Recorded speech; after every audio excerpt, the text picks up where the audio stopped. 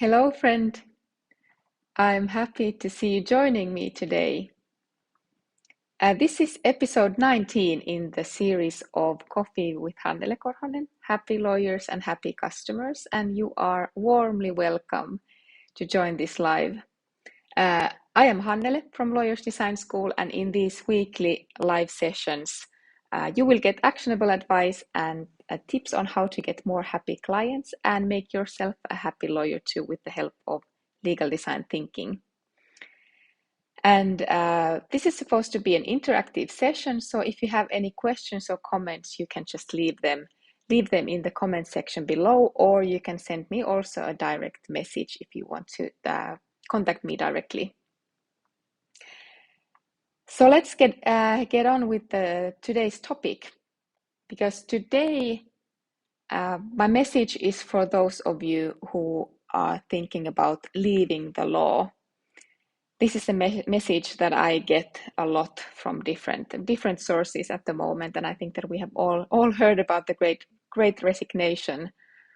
So I wanted to cover that topic in today's live, and I want to talk to you who are spending maybe your nights awake, restless, and feeling trapped, looking for alternatives and thinking that there must be another way to do this profession, to be a lawyer, and another way to serve your people and the community you were set out to do.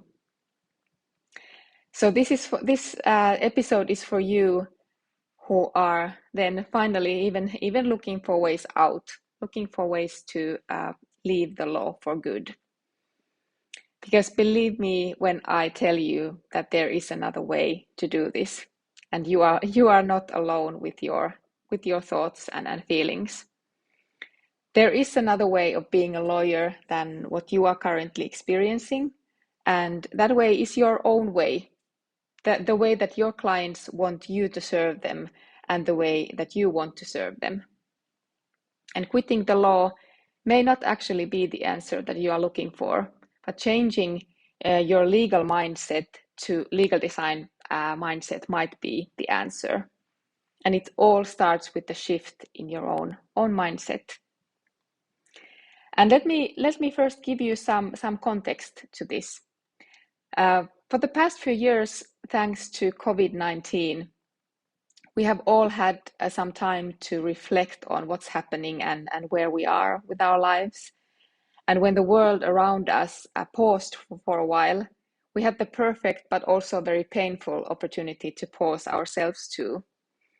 And I think that it's really interesting then that even though we never stopped working when we were forced to stay at home, well, actually studies say that we may work even longer hours at home than what we are working in the office. But even though we never stopped working, our thoughts about the work transformed completely. And that actually led to a bigger transformation in the behavior and actions too. And maybe it's because the crisis makes us rethink the things we have earlier taken for granted. Like it's like our thoughts about it's always been like this and it can never change. Or maybe it's because COVID-19 crisis showed us that an overnight change is actually possible when we don't have a choice. And here's one example. It's about digital transformation. Do you even remember the way things were back in 2019? How things worked when we wanted to meet with clients or you wanted to work with your colleagues, you commuted or you traveled? Back then, in most cases, it was not possible.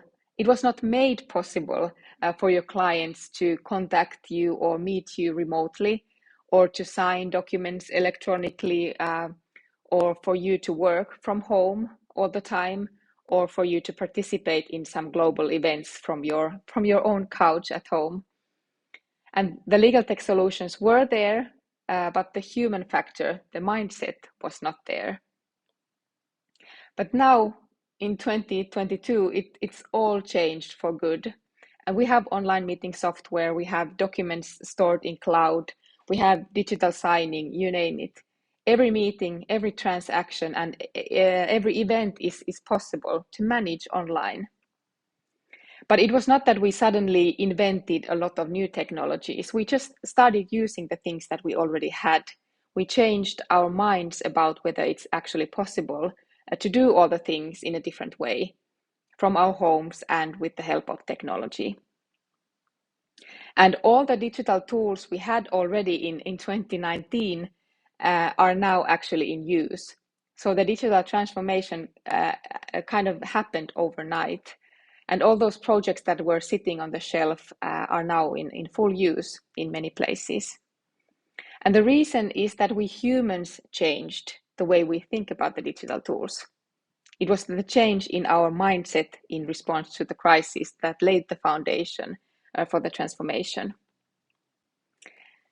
So getting back to the original question, what's your alternative for leaving the law? Most lawyers I talk to actually do love the law, and they love solving legal problems. They love working closely with business to support the growth and development. And they love helping people with their legal questions to meet their life and business goals. But all too many lawyers really struggle with their work, just like you. And the problem is not the law itself. And most importantly, the problem is not you. It's not you. It's the way the law is being delivered. The fixed legal mindset, the traditional business model, and the commoditized legal work. The way we have designed law is not working for anyone. And I get that being lawyer is really, really tough. The race to the top often creates toxic work culture driven by billable hours, bringing new clients, fierce competition, and end of work-life balance. And I don't know about you, but many lawyers feel very lonely and isolated, and they carry a huge responsibility and worry about their work and legal advice they give to their clients. I certainly know that I did when I was working as a corporate lawyer. And when all of this is combined with lawyers' endless aim for perfection and fear of mistakes and feeling dehumanized, and lawyers just burn out and start looking to leave the law completely. But think about for a second, what if you could reimagine and redesign this? Because changing from legal mindset to legal design mindset is a breath of fresh air to the traditional culture of big law. When the legal mindset is about zero-sum game and secrecy and competition, the legal design mindset is about collaboration, information sharing, and creativity. The law is rooted in the past in many ways, and the tradition is hard to shake, but the legal design mindset will forge your path to a better life in law. And your future is really at stake here. As the ivory towers crumble, as they do always eventually, the legal industry is no different. Legal design mindset will allow you to catch the waves to the future. So what can this shift from legal mindset to legal design mindset mean for you as a lawyer? It means that your work becomes more meaningful for you. You are able to rediscover your love for law. And legal design mindset is about people. It's about your clients and it's about the people in your workplace, including you. Human-centered design is a journey of exploration that helps you to discover what your clients need and what you could offer to meet those needs. You don't have to read minds or make assumptions, but really listen and understand your clients. And when you understand the needs of the people you serve, the more meaning your work has. Imagine you are no longer feeling dehumanized. Imagine your workday is not a series of mind-numbing tasks, putting different details in the same legal documents or filing billable hours, but truly making a difference. Another big shift that can happen when you adopt legal design mindset is that you are able to tap into your creativity, empathy, and intuition, all the skills that make us human. And we lawyers use the left side of our brain to access our analytical skills, apply our legal expertise, and process management skills. But where does creativity, imagination, intuition, and empathy fit in? All the skills that make us human. Legal design skills and legal design mindset taps into the right side of your brain, and it enables you to bring all of you to the table every day in your workplace. And you are a creative human being, and it's important for you and your well-being that you are able to use that creativity in your work, that you are able to come up with creative solutions to problems and get new ideas for new services or ways of working. And having the opportunity, a real opportunity to voice those ideas and put them to test. Any employer who is not willing or interested in tapping into the endless possibilities of the creative ideas from their employees are just losing out. Traditional big law companies are losing out, and they have the answer right under their noses. Let your clever and creative employees work on the challenges together and start implementing their ideas. With the legal mindset, we are expected to solve problems quickly. Kind of that's the value, doing things fast and efficiently. No time for divergent thinking. Just do what you have always done and do it fast. And the danger with this kind of mindset is that we don't see the forest from the trees. We might not even see the real problem we're supposed to be solving. We just jump right into it and go to the solution that seems to be the fastest and easiest to get us forward.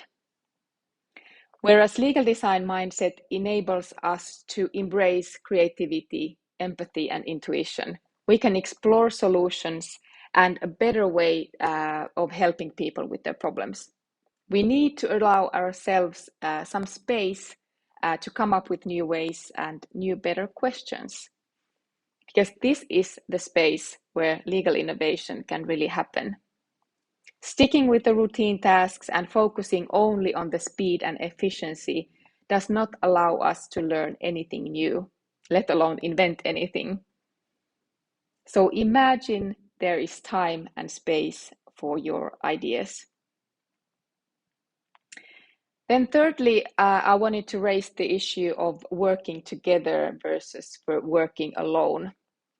And I'm sure that you have heard this quotation, quote, alone we can do so little, together we can do so much. This Helen Keller's quote is probably overused already when talking about the importance of working together with other people. But actually in law, working with others is still a real innovation. And by working together, I mean true collaboration, sharing, cooperating, listening, and accepting different perspectives, building on each other's thoughts. Legal mindset drives lawyers to be solo heroes that work alone, solve impossible challenges, and win alone, to be able to then take the credit and the profits alone as well. But legal design mindset drives collaboration and encourages information sharing. We learn to do things together, and we share unfinished thoughts and work with others, ask for feedback, and we share the failures and the successes together. Legal mindset also drives us to the special snowflakes syndrome, like where you think like new ideas like design thinking may apply to other fields, but not for law, as we are special, we are different. Legal design mindset is about different perspectives, working across silos. We benefit so much from the unique perspective these diverse groups of people bring to the table. Legal design mindset invites people from different backgrounds to the table with open arms. And with legal design mindset, you get curious to learn more about how other people think and why they don't possibly agree with you. Imagine exploring the future of law together with the people who share the same passion and vision than you. And I want to finish today's live by saying that the legal design mindset enables profound changes in yourself and in law. Legal design mindset affects the way we humans perceive, communicate, and interact around the law. And it ultimately has the power to transform the entire legal industry and profession to be more human-centric and sustainable. And it might be the door that you have been looking for. So there you have it. Hopefully you have gained some new thoughts to convince you to give the law another chance with a different mindset. But now it's your turn. What did you learn today? Be sure to follow the next episodes where I will be sharing more insight on legal design thinking in real life. Thank you so much for joining today. And I will be so happy if I hear from you. So please leave a comment or send me an email to get the discussion going. Have a great day. Bye.